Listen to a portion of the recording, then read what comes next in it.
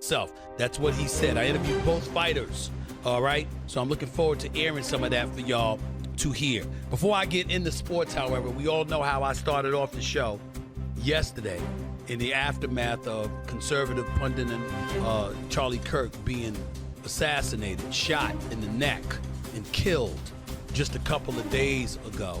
I've said what I had to say in regards to that because obviously all of us need to come together as a society. Just giving you the latest update. The person who is alleged to have shot him has been found. He is a 22-year-old Utah man. He was arrested and connected with the shooting. The man accused of killing Charlie Kirk expressed to family his opposition to the viewpoints of the conservative activists. The authorities said Friday in announcing an arrest and a targeted killing that raised fresh alarms about political violence in the United States of America. His name is Tyler Robinson. He is 22 years old.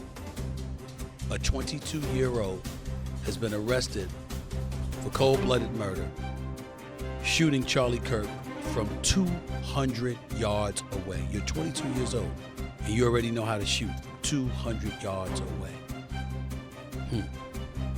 I'll leave it at that.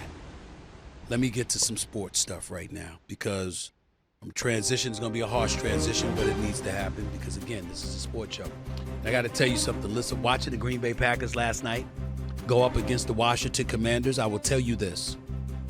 The question that we have to ask ourselves now, is it legitimate and fair that the Philadelphia Eagles, the reigning defending Super Bowl champions led by Jalen Hurts and the crew, are the favorites? Or should we be looking at the Green Bay Packers, who acquired Micah Parsons before the season began in what I deem to be damn near a heist from the Dallas Cowboys in exchange for 2 late first-round picks and a defensive tackle in Kenny Clark? Do you believe that the Green Bay Packers should be the prohibitive favorites out of the NFC to represent the NFC in the Super Bowl? Because I got to tell y'all something. Watching them play over the first 2 games of this season, I will say that we need to look at them a little bit differently. This was a top 5 to top 6 defense in the NFL last year in terms of scoring and in terms of total defense. That much is true. But what we have to recognize is that as we look at them right now, there's speculation that we're looking at the best defense in the National Football League. That's what people are speculating about. We've heard the Giants defense was going to be a little good. We've heard the Houston Texans defense was going to be pretty good. We've heard a few teams raving about how there are expectations for their defense. But the Green Bay Packers, right now with Micah Parsons, with Rashawn Gary and these brothers, I mean, they're doing some things that we don't have a choice but to take notice of. They beat the Lions and they beat the Washington Commanders in the first 2 games of the season in a span of 5 days. 2 offenses that averaged over 28 a game last year. Over 28 a game. They've scored a combined 31 points. A combined 31 points in the first 2 games. They had a total of 9 points through the first 3 quarters against this Packers defense. At some point in time, we got to ask ourselves a question. Is this the best defense in the National Football League? Is it? Yes or no? Because if their defense is as elite as we suspect it is, with those boys hunting and averaging 4 sacks a game and holding opposing running backs to under 50 yards a game and holding total offenses to under 240 yards a game, to have teams averaging 15 points a game against them. This is an elite defense right now. That's how they're looking. That's how they're looking. And if we're looking at it from that standpoint, we got to start asking ourselves, should they be the favorites to come out of the NFC? Last year was last year. Philadelphia had some losses in the offseason, the free agency. But it doesn't mean, could that mean that their defense is a bit touched?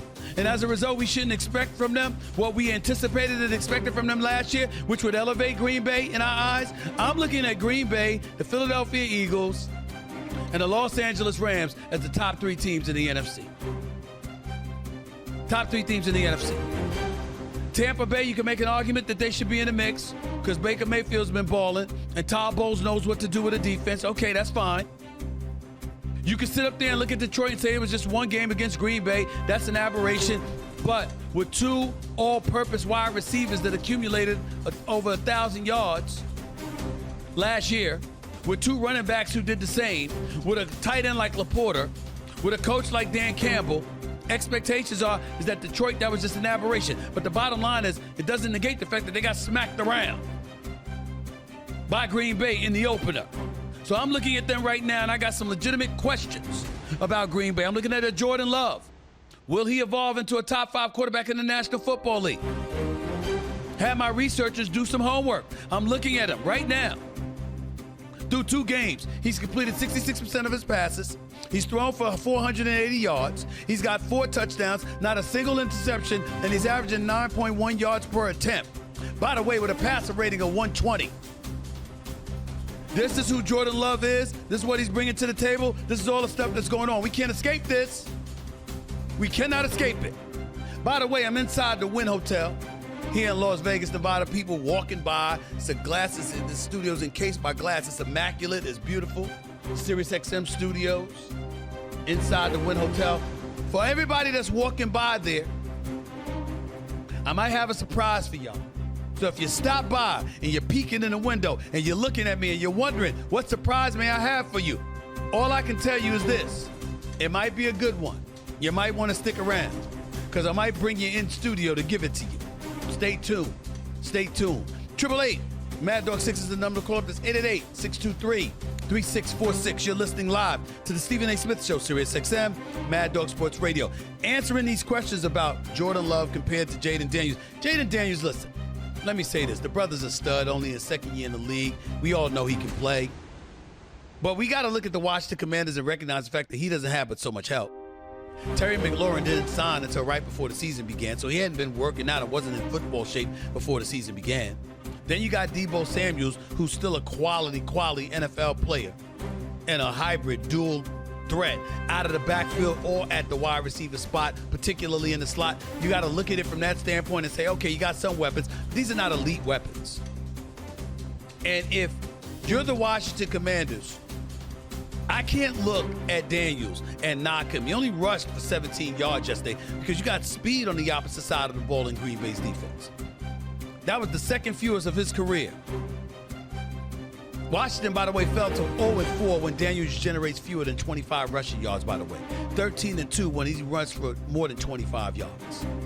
Just to the side. But I'm just looking at some of this stuff, and then you lost Austin Eckler.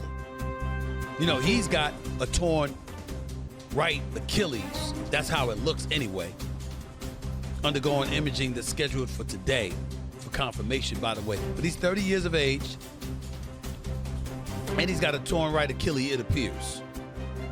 As Washington coach Dan Quinn said about the potential season-ending loss to Eckler, he said that will be significant. He provides a lot of unique things for us. Duh. You're damn right he does. So that's not a good thing. That's not a good feeling. Make no mistake about that. They've got some things to work out. But I'm not going to point the finger at Jaden Daniels. When you got pressure coming your way, because Micah Parsons had 8 pressures, had a half a sack. Green Bay's averaging 4 sacks a game over the first 2 games of this season. They got a whole bunch of dogs coming at you, hunting. There's only but so much Jaden Daniels can do if cats can't get open, and you got a rushing attack that's averaging under 3 yards a carry. There's only but so much he can do. He doesn't have any help. So now as we scan the NFC and we look at it, okay, we got to take into account Philly, Green Bay, and the Los Angeles Rams, where Matthew Stafford back looking healthy enough for him to win games against the Houston Texans. We can't ignore Tampa Bay, okay? Then when you look at the NFC East, believe it or not, we can't ignore the Cowboys. Because the Cowboys, even though they lost their first game against the Eagles, we know there's a win coming this Sunday because Dak Prescott doesn't lose to the New York Giants. The last time Dak Prescott lost to the New York Giants was 2016. Ever since then, against them, he is 13-0. 13-0. There's no reason to believe he's not going to be 14-0 against the New York Giants. So you got them to worry about.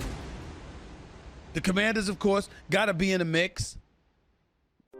Minnesota is 1-0 with J.J. McCarthy as their quarterback. He might be legit.